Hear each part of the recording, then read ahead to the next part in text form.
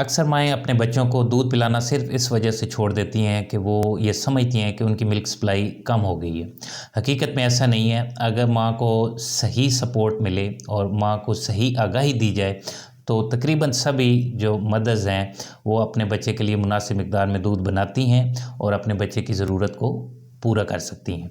आज की जो हमारी वीडियो है वो इसी हवाले से है। हम इस पे बात करेंगे कि माँ की जो मिल्क सप्लाई है उसकी कम होने की क्या वजूहात हो सकती हैं और किस तरह माँ की दूध की सप्लाई बढ़ाई जा सकती है। साथ में हमने कुछ वीडियो के अंदर लिंक्स भी दी हैं जिनको आप विज़िट कर सकते हैं मज़ीद मालूमात के लिए।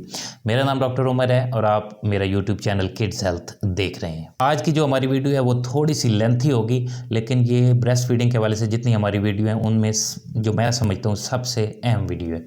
तो सबसे पहले हम जो इसकी डिवाइड करेंगे लो मिल्क सप्लाई को, वो 3 तरह से हम तकसीम कर सकते हैं। एक है परसीव्ड मिल्क सप्लाई, सेकेंडरी लो मिल्क सप्लाई और प्राइमरी लो मिल्क सप्लाई। परसीव्ड लो मिल्क सप्लाई क्या होती है? परसीव्ड का मतलब है कि माँ परेशान है, माँ ये समझती है कि उसका दूध जो है उसके बच्चे को पूरा नहीं हो रहा। अब आया वाकई वो पूरा नहीं हो रहा या सिर्फ माँ की ये वहम है या माँ ये समझती? तो उस हवाले से बच्चे के अंदर कई रिलायबल साइंस हैं जो हम बच्चे को देख के बता सकते हैं। बच्चों का डॉक्टर आपको समझा सकता है कि अगर ये अलामतें आपके बच्चे के अंदर ऐसी आ रही हैं, ये साइंस मौजूद हैं, तो आपको कतई परेशान होने की ज़रूरत नहीं। सबसे पहले हमने देखना है कि आपका जो बच्चा है वो पैदाइश के 5वें दिन के बाद रोज़ाना की बुनियाद पे 5 दफ़ा यूरिन पास कर रहा है, वो अपने डायपर जो है वो वेट कर रहा है, तो इसका मतलब है कि दूध मुनासिब मिक़दार में मिल रहा है।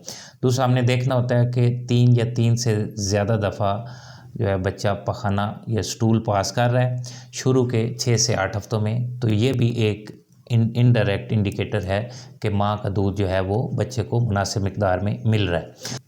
उसके बाद हम बच्चे के वज़न को गाहे बगाहे चेक करके ये जज कर सकते हैं और आपको ये कॉन्फिडेंस दे सकते हैं कि आपका बच्चा जो है वो मुनासिब मिक़दार में उसको दूध मिल रहा है। बच्चे के बिहेवियर को भी लेके ये अंदाज़ा लगाया जा सकता है कि बच्चे को माँ का दूध पूरा हो रहा है या नहीं हो रहा। अगर आपका बच्चा ज़्यादा फीड्स के बाद, ज़्यादातर दूध लेने के बाद कुछ देर के लिए मुतमईन हो जाता है या सो जाता है, तो इसका मतलब भी ये है कि आपके बच्चे को मुनासिब मिक़दार में दूध मुहैया हो रहा है। दूसरे नंबर पे हम बात करते हैं सेकेंडरी लो मिल्क सप्लाई। इसके अंदर जो सबसे पहले है इनएडिक्वेट ब्रेस्ट फीडिंग मैनेजमेंट। इसका मतलब ये है कि माँ जो है वो घड़ी को देख के बच्चे को दूध पिला रही है, यानी कि शेड्यूल फीडिंग करा रही है। कई दफ़ा घर के बड़े अफराद और इवन कई जो हमारे फिजिशियन हैं, वो भी डॉक्टर भी हैं, वो माँ को कहते हैं कि आपने 3 से 4 घंटे के बाद दूध पिलाना है। तो ये बिल्कुल गलत है। आपने कोशिश करनी है कि बच्चे के जो फीडिंग क्यूज़ हैं, जो बच्चा अलामतें शो कर रहा है कि उसको फ़ीड की ज़रूरत है, आप उन क्यूज़ को फॉलो करें और बच्चे की डिमांड के मुताबिक आप उसको फ़ीड कराएँ। बच्चा अगर घंटे के बाद मांगता है, 1.5 घंटे के बाद मांगता है, 2 घंटे के बाद मांगता है, तो आप बच्चे को फ़ीड कराएँ। शेड्यूल फीडिंग जो है वो गलत है। इसी तरह इनएडिक्वेट फीडिंग मैनेजमेंट के अंदर आता है बच्चे की छाती के साथ पोजीशनिंग और लैचिंग। अगर बच्चे की पोजीशन या लैचिंग का तरीका ठीक नहीं है, उससे ये है कि बच्चा सही तरीके से माँ की छाती से दूध एक्सप्रेस नहीं कर पा रहा, तो तब भी लो मिल्क सप्लाई जो है वो कम हो जाएगी, क्योंकि छाती जितनी दफ़ा खाली करेगा बच्चा, अच्छे तरीके से खाली करेगा तो दूध बनेगा। अगर वो सही तरीके से अटैच ही नहीं हो रहा तो दूध की सप्लाई जो है वो ऑटोमेटिकली फिर कम होती जाएगी। माएँ अक्सर इस चीज़ पे कंप्रोमाइज़ कर जाती हैं। अगर उनका बच्चा खुश है, शुरू के दिनों में दूध वैसे भी ज़्यादा आ रहा होता है, तो माएँ वैसे ही खुश रहती हैं कि उनका बच्चा दूध सही पी रहा है। उनके निप्पल अगर सोर है, निप्पल पे क्रैक्स पड़ गए हैं, तो वो तकलीफ़ बर्दाश्त करती रहती हैं, लेकिन वो किसी के साथ हेल्थ प्रोफेशनल के साथ जो है वो डिस्कस करना या राय लेना मुनासिब नहीं समझती। वो इस चीज़ पे सेटिस्फाई होती हैं कि मैं अपने बच्चे को दूध पिला रही हूँ, चाहे इसके लिए मुझे ये जो क्रैक निप्पल या सोर निप्पल बर्दाश्त करना पड़े। तो इस हवाले से भी लैचिंग का अगर तरीका आप प्रॉपर कर लेंगे, बच्चे की पोजीशन ठीक कर लेंगे, बच्चा अच्छे तरीके से छाती को एम्प्टी करेगा, तो आपका दूध ऑटोमेटिकली जो है बनना ज़्यादा हो जाएगा, सप्लाई बेहतर हो जाएगी। उसके बाद बात करते हैं ये सेकेंडरी के अंदर ही इन्फेंट काजेज़ के अंदर। सेकेंडरी लो मिल्क सप्लाई की एक वजह बच्चे के अंदर कई वजूहात होती हैं, जिस तरह बच्चे का है वो ज़ुबान के नीचे तंदवा है जिसको हम टंग टाई कहते हैं। अगर बच्चे को तंदवा है तो बच्चा जो है वो अच्छे तरीके से ब्रेस्ट को खाली नहीं कर सकेगा, उसकी पोजीशन या लैचिंग भी अच्छी नहीं होगी, तो बच्चा बहुत ज़्यादा मेहनत करता रहेगा, उतना ज़्यादा वो दूध एक्सप्रेस नहीं कर सकेगा। टाइम के साथ बच्चे की जो है वेट गेन जो है वो एडिक्वेट या मुनासिब मिकदार में नहीं होगा। तो एक छोटी सी सर्जरी है, जो है कि कट सा नीचे लगाया जाता है, तो टंग टाई को रिलीज़ कर दिया जाता है और इस तरह ये मसला मुकम्मल तौर पे बआसानी हल किया जा सकता है। इसी तरह क्लेफ्ट पैलेट है, ये भी इस वजह से भी जो है वो चूसने के अंदर प्रॉब्लम आता है। और कई दफ़ा बच्चे के अंदर कुछ मस्कुलर या न्यूरोमस्कुलर प्रॉब्लम्स होते हैं, जिस तरह एक डाउन सिंड्रोम बड़ा कॉमन है, उसके अंदर भी बच्चे की चूसने की सलाहियत और मिल्क को माँ से जो है एक्सप्रेस करने की सलाहियत कम होती है। इन कंडीशंस के अंदर भी माँ की सप्लाई कम हो जाती है। तो ये वजूहात हैं सेकेंडरी जो लो मिल्क सप्लाई की वजूहात हैं, और ये सारी वजूहात प्रॉपर गाइडेंस लेके जो है इनको हल किया जा सकता है। और इसमें सिर्फ ये हो रहा है, आप देख रहे हैं कि बच्चा प्रॉपर तरीके से माँ की छाती को खाली नहीं कर पा रहा। माँ की जितनी ज़्यादा दफ़ा और जितनी अच्छी छाती खाली होगी उतना ज़्यादा मिल्क प्रोडक्शन ज़्यादा होगी, उतना ज़्यादा मिल्क सप्लाई ज़्यादा होगी। अब बात करते हैं प्राइमरी लो मिल्क सप्लाई। इसके अंदर सबसे पहले बात कर लेते हैं रिटेन्ड प्लेसेंटा। पैदाइश के बाद, डिलीवरी के बाद प्लेसेंटा का कुछ हिस्सा माँ के जो है यूट्रस उसके अंदर रह जाता है। बच्चे को जो है दूध की सप्लाई जो है माँ की दूध की सप्लाई उतर नहीं रही, दूध कम आ रहा है। डॉक्टर को चेक करवाएं आप। डॉक्टर मुआयना करके अल्ट्रासाउंड या ब्लड टेस्ट जो है HCG उससे मालूम कर सकते हैं कि कोई पोर्शन जो है प्लेसेंटा का वो माँ के अंदर रह तो नहीं गया। उससे ये होता है कि एस्ट्रोजन प्रोजेस्टेरॉन का लेवल जो है वो कम नहीं होता, और फिर इनडायरेक्टली जो है प्रोलैक्टिन जो दूध बनाने वाला एक हार्मोन है उसका लेवल बढ़ता नहीं है। तो ये मसला डॉक्टर को चेक करवाने से और फिर उसके मुताबिक उनको प्लेसेंटा रिटेन जो है उसको रिमूव करने से ये मसला हल हो जाता है। कई माओं को पोस्टपार्टम ब्लीडिंग होती है, पैदाइश के बाद जो ब्लीडिंग अगर ज़्यादा हो जाए तो उसमें फिर कई फैक्टर्स इन्वॉल्व हो जाते हैं जिससे माँ की सप्लाई कम हो जाती है। एक तो बच्चा जो है वो माँ से कुछ दिनों के लिए दूर हो सकता है, क्योंकि माँ बीमार है, माँ का ब्लड प्रेशर अगर बहुत ज़्यादा गिर गया है तो माँ की खून की सप्लाई जो है वो दिमाग को कम पहुँचती है। और अगर पिट्यूटरी ग्लैंड को सप्लाई बहुत ज़्यादा कम हो गई है तो पिट्यूटरी ग्लैंड जहाँ से प्रोलैक्टिन ने बनना है उसका इस्कीमिया हो जाएगा, उसको खून की सप्लाई कम हो जाएगी, तो प्रोलैक्टिन की जो प्रोडक्शन है वो कम हो जाएगी। पोस्टपार्टम हेमरेज और रिटेन प्लेसेंटा दोनों कंडीशन के अंदर माँ का दूध उतरने में टाइम लग जाता है। इस दौरान लाजमी बात है बच्चे को दूध तो देना है, वो अमूमी तौर पे फार्मूला मिल्क दिया जाता है, लेकिन साथ साथ ये कोशिश जारी रखनी है कि बच्चे के जो है जितनी जल्दी हो सके माँ की छाती के साथ लगाया जाए, और जितना भी दूध है वो जितना बच्चा एक्सप्रेस करता रहेगा जब तक ये दोनों मसले हल नहीं होते उस वक्त तक आप ट्राई करते रहें, ताकि बाद में जो है दूध जब ये मसले सेटल हों तो दूध जो है वो आसानी से उतर आए। तीसरे नंबर पे बात करते हैं इनसफिशिएंट ग्लैंडुलर टिश्यू। इसका मतलब ये है कि बाय बर्थ जो है ना ये कंडीशन होती है, और जैसे प्यूबर्टी आती है या बलूगत आती है तो उस वक्त ब्रेस्ट टिश्यूज़ की ग्रोथ नहीं होती बहुत ज़्यादा, तो उस वजह से जो है ब्रेस्ट साइज़ कम रह जाता है। एसिमेट्रिकल ब्रेस्ट हो सकती हैं, यानी कि दोनों का जो है साइज़ डिफरेंट हो सकता है, और माँ जितनी भी कोशिश कर ले अपनी पूरी कोशिश के बावजूद जो है मुनासिब मिकदार में दूध नहीं बना पाती। लेकिन कई माँओं को जिनका इनसफिशिएंट ग्लैंडुलर टिश्यू है उनको देखा गया है कि वो अपने बच्चों को 2-3 साल तक भी मिक्स फीडिंग करा सकती हैं, यानी कि अपना दूध भी जितना उतर रहा है कोशिश करती रहें, और साथ में जो है फार्मूला मिल्क जो है वो साथ में लगा दें। तो माँ का दूध थोड़ी मिकदार में भी जो है बहुत ज़्यादा प्रीशियस है, तो इनसफिशिएंट ग्लैंडुलर टिश्यू के अंदर भी मिक्स फीडिंग कराएं और माँ अपना दूध भी लाजमी जारी रखें। उसके बाद बात करते हैं हाइपोथायराइडिज्म। जिन माओं को थायराइड ग्लैंड का मसला होता है उनके बच्चों के अंदर जो है एक तो वेट गेन जो है वो उसमें प्रॉब्लम आता है और दूसरा मिल्क सप्लाई कम होती है। तो ये मसला आसानी जो है गोलियों की मदद से, दवाइयों की मदद से हल हो सकता है, इसलिए अपने डॉक्टर से फौरी रुजू कर लें। इसी तरह लास्ट में बात करते हैं पॉलीसिस्टिक ओवरीज या पीसीओज की।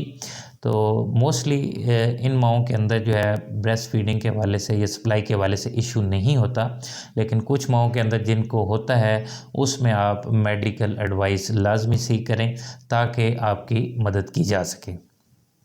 अब आखिर के अंदर हम आपको मज़ीद कुछ इन जो हमने डिस्कस किया सारी चीज़ें, इसके साथ मज़ीद कुछ टिप्स देंगे जिस पे अमल करके आप अपने दूध की सप्लाई को बढ़ा सकते हैं। एक चीज़ आप समझ लें कि जो मिल्क की प्रोडक्शन है यानी कि दूध का बनना है, उसकी सप्लाई है, वो सप्लाई एंड डिमांड बेसिस पे है। यानी कि अगर आपकी छाती के अंदर दूध पहले से मौजूद है यानी कि डिमांड ही नहीं है तो सप्लाई ऑटोमेटिकली कम हो जाएगी। अगर आपकी छाती अच्छी तरह खाली हो रही है तो इसका मतलब है कि सप्लाई मज़ीद दूध की ज़रूरत है, दूध जो है आपकी बॉडी मज़ीद जो है बनाना शुरू कर देगी। तो मिल्क की जो प्रोडक्शन है वो सप्लाई एंड डिमांड बेस के ऊपर है। तो कोशिश करें कि अपने बच्चे को जो है ज़्यादा दफ़ा ब्रेस्ट फीडिंग कराएं। अमूमी तौर पे 10 से 12 दफ़ा एक बच्चा जो है वो उसकी ज़रूरत होती है, लेकिन कई बच्चे इससे ज़्यादा फीड की डिमांड करते हैं। आपने शेड्यूल फीडिंग नहीं करानी, घड़ी को देख के दूध नहीं पिलाना, बच्चे के फीडिंग के उस देख के बच्चे की डिमांड के मुताबिक दूध पिलाना है। आप दूध पिलाने के बाद टॉप अप करा सकती हैं, बजाय इसके कि आप डब्बे वाला दूध पिलाएं। आप एक नॉर्मल ब्रेस्ट फीड के बाद कुछ मिनट के बाद आप बच्चे को टॉप अप या अपना ही दूध जो है वो टॉप अप कर सकती हैं। स्नैक फीडिंग एक चीज़ है कि बच्चा जो अगर आपका जाग रहा है दूध पिलाने के बाद वो खेल रहा है तो आप उसको एक मज़ीद जो है छाती के साथ लगा के स्नैक फीड दे सकते हैं। बच्चे दिन के अंदर कई वजूहात की वजह से रोते हैं, आप उनको चूसनी डमीज़ देने की बजाय जो है अपनी छाती के साथ लगाएं ताकि वो छाती मज़ीद खाली करें, आपका दूध जो है वो ज़्यादा बने। इसी तरह कई बच्चे जो हैं वो ज़्यादा स्लीपी होते हैं शुरू के दिनों के अंदर, तो अगर रात को आपका बच्चा या दिन में भी इवन ज़्यादा सो रहा है तो आप उसको उठा के, हमने वीडियो में भी बताया है कि उठाने के क्या क्या तरीके हैं, आप उनको उठा के तो दोबारा अपना ब्रेस्ट फीड करवाएं। तो ये सारी टेक्निक्स हैं जिससे आप फ्रीक्वेंटली ब्रेस्ट फीड करवाएंगी तो आपकी ऑटोमेटिकली जो है मिल्क की सप्लाई बढ़ जाएगी। मज़ीद आप क्या कर सकते हैं कि दोनों तरफ से दूध पिलाएं। शुरू के दिनों के अंदर कई बच्चे जो हैं वो एक तरफ से दूध पीने के बाद ही उनका पेट भर जाता है और वो सेटिस्फाइड हो जाते हैं, लेकिन चंद दिन गुजरने के बाद बच्चे को जो है एक साइड से जो है वो बच्चे की डिमांड पूरी नहीं होती। तो ये टाइम होता है जब आप अपने बच्चे को दोनों साइडों से दूध पिलाना शुरू कर सकते हैं। कोशिश करें कि एक साइड जब मुकम्मल खाली हो जाए तो दूसरी तरफ तब शिफ्ट करें, या ये देख लें कि जब बच्चे की आपको लगे कि स्वॉलिंग चूसने की सलाहियत कमज़ोर पड़ गई है एक साइड से, तो वो टाइम है कि आप अपने बच्चे को दूसरी साइड पे शिफ्ट कर सकते हैं। अल्टरनेटली आप अपने बच्चे को फ्रीक्वेंटली एक साइड से दूसरी साइड और दूसरी साइड से फिर इस साइड पे शिफ्ट कर सकते हैं। जैसे ही उसकी सकिंग स्लो आपको महसूस हो तो आप फ़ौरन दूसरी साइड पे शिफ्ट कर दें और एक सेशन के अंदर आप बार बार इसको शिफ्ट करते रहें। इससे लेट डाउन रिफ्लेक्स भी एक्टिव होगा और जो है छाती भी अच्छी तरह खाली होगी और बच्चा जो है सेटिस्फाइड भी रहेगा।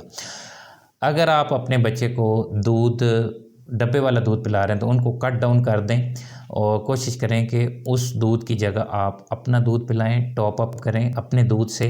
नॉर्मल ब्रेस्ट फीड के बाद अगर आपने 10, 15, 20 मिनट के बाद टॉप अप डब्बे वाला दूध देना है तो आप ब्रेस्ट ऑफ़र करें, दोनों साइडें ऑफ़र कर दें ताकि आपका दूध ज़्यादा बने और कुछ दिनों के बाद आपको लगेगा कि आपका बच्चा अब सेटिस्फाइड हो रहा है, यानी कि आपकी मिल्क सप्लाई बेहतर हो रही है और बच्चा जो है मुतमईन हो रहा है। उसके बाद बात करते हैं कि बच्चे की हेल्प करें दूध को निकालने के अंदर। अमूमी तौर पे जो एक्टिव बच्चे होते हैं, जिनकी अटैचमेंट अच्छी होती है, जो अच्छी तरह डीप सकिंग कर रहे होते हैं या उनका सकिंग और स्वेलोइंग रिदमिकली यानी कि एक तरतीब से हो रही होती है, उनको जो है